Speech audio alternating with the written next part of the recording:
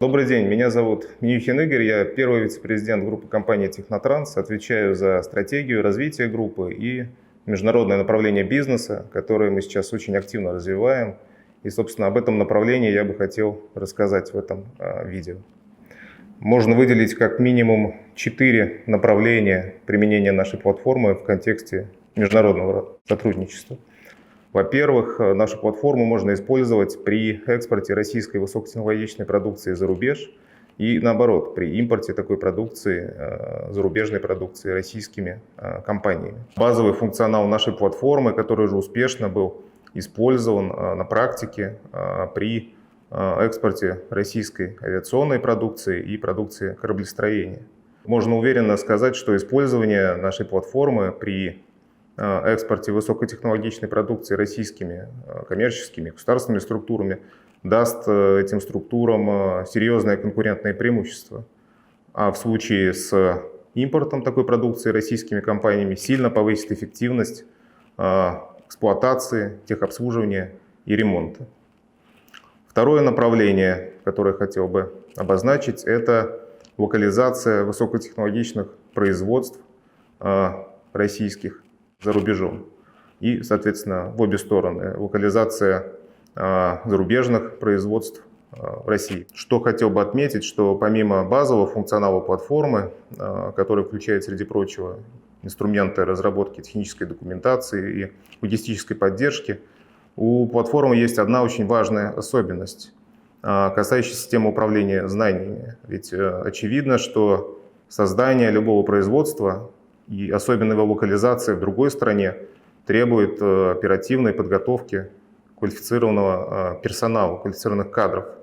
Собственно, система дистанционного обучения, подготовки кадров и контроля знаний – это отличительная особенность платформы Инкона. И она, собственно, позволяет в любое время, в любом месте оперативно проводить обучение, контроль знаний и управление знаниями в целом, в том числе с учетом отраслевых и национальных стандартов.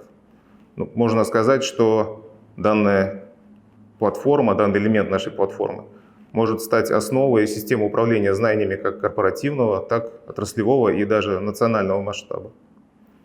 Третье направление – это сопровождение строительства и эксплуатации высокотехнологичной инфраструктуры, в том числе энергетической, которую создают российские компании за рубежом и, соответственно, которые могут создавать зарубежные компании в России. Здесь можно уже констатировать, что весь функционал, который есть у платформы Инкона для управления инфраструктурой, успешно работает и был использован в том числе для крупнейшей в мире газотранспортной системы. Четвертое направление, оно в принципе дополняет перечисленные выше, но сейчас носит такой краеугольный характер, и поэтому я бы хотел выделить его отдельно. Оно касается инструментария искусственного интеллекта. По мере накопления данных в платформе Инкона эффективность и обучение нейросетей на этих данных, специализированных нейросетей, эффективность всех элементов платформы кратно возрастает. Это связано в том числе с тем, что архитектура платформы, ее структура идеально подходит для инструментария искусственного интеллекта, потому что используют передовые стандарты и методы сбора, структурирования и обработки данных.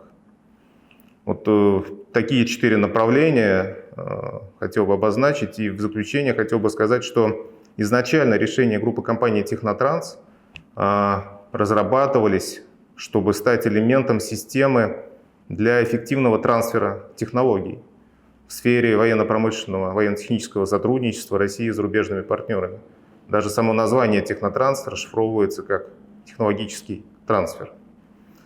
Подводя итог тому, что сказал, можно констатировать, что решение группы компаний платформы Инкона позволит внести существенный вклад в решение стратегической задачи по выстраиванию долгосрочных партнерств с зарубежными компаниями, государственными структурами, высокотехнологичных партнерств, что в свою очередь позволит организовать трансфер знаний, компетенций, технологий, как следствие будет способствовать опережающему росту российской экономики и достижению технологического суверенитета.